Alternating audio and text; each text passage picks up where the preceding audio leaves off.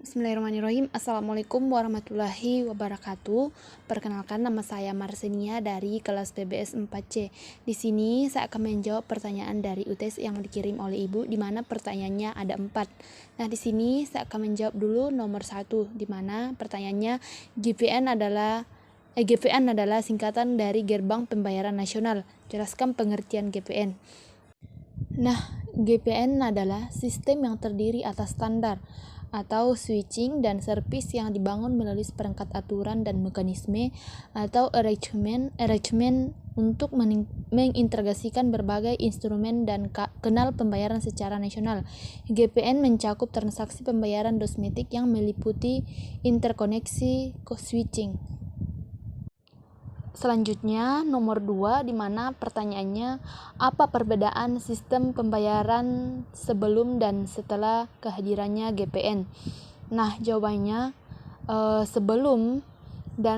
sebelum sistem pembayaran GPN, di mana sistem pembayaran adalah sistem yang mencakup seperangkat aturan, lembaga, dan mekanisme yang dipakai untuk melaksanakan pemindahan dana guna memenuhi suatu kewajiban yang timbul dari suatu kegiatan ekonomi. Nah, setelah kehadiran GPN, sistem pembayaran nasional, di mana transaksi dilakukan secara digital melalui mesin atau ATM atau edisi. Akibatnya, peredaran uang tunai dapat terkontrol sehingga meminimalisasi risiko penipuan dan uang. Selanjutnya, kita akan masuk di pengertian fitur-fitur yang ada di BSI Mobile Banking saya. Nah, kita masuk dan kita lihat fitur-fiturnya seperti ini, gambar-gambar fitur yang ada di dalamnya.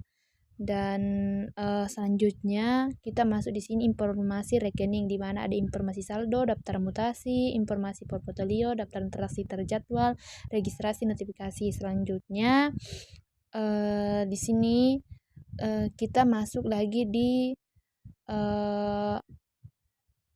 pembelian, di mana ada voucher HP, PLN prepaid, e-money, paket data, top up, streaming video dan musik, Akika, SBN, kartu debit, dan OTP. Nah, selanjutnya masuk. Nah, jadi fungsi kris ini adalah untuk mempermudah para konsumen untuk melakukan transaksi dengan menukar kodenya. Selanjutnya kita masuk di pembukaan rekening, di mana ada tabungan Haji Indonesia, tabungan ESI Mudharaba, tabungan ESI Wadia, tabungan AutoSave, dan deposito. Nah, kita masuk di kota masuk, di mana di sini kita bisa melihat pesan-pesan yang masuk ada di mobil banking kita, di mana ada resi dan lain-lainnya. Nah, selanjutnya manajemen kartu, di mana ada 3 di sini kalau kita mau blokir kartu dan sebagainya. Terus kita masuk di info kurs dan emas. Di sini kita bisa melihatnya dan informasi limitnya juga dan keyboardnya. Nah, inilah fitur-fitur yang ada di mobil banking Samoa. Selanjutnya mungkin itu saja yang bisa saya sampaikan dari fitur-fitur yang ada di BSI, karena itu saja yang saya ketahui. Selanjutnya pertanyaan dari nomor 4, di mana electronic banking menawarkan berbagai kemudahan bagi nasabah, namun di sisi lain memiliki risiko yang harus diwaspadai.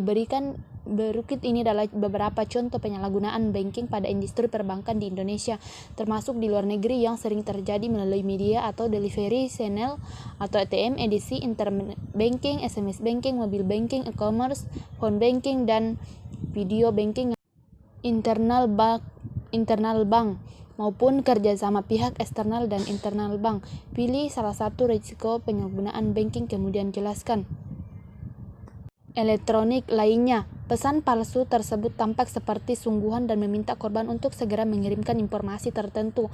Dalam melakukan phishing, pelaku biasanya melakukan hal antara lain, di mana mengirimkan pesan melalui email, SMS, halaman web, atau media komunikasi elektronik lainnya kepada calon korban yang menjadi targetnya. Kedua, meminta informasi personal yang sensitif seperti user ID, password, nomor kartu kredit, masa berlaku kartu kredit.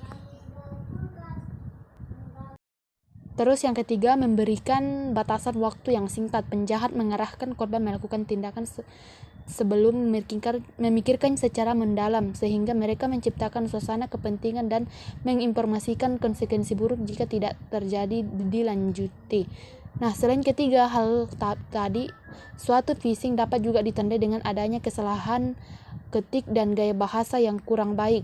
Pesan phishing biasanya tidak melalui proses review dan editing yang baik, bahkan tidak jarang berupa terjemahan kasar dari bahasa asing. Namun demikian, sangat dimungkinkan bahwa pesan phishing menggunakan gaya bahasa yang baik untuk membuat nasabah merasa lebih yakin dan percaya bahwa pesan tersebut seolah-olah merupakan pesan resmi dari bank.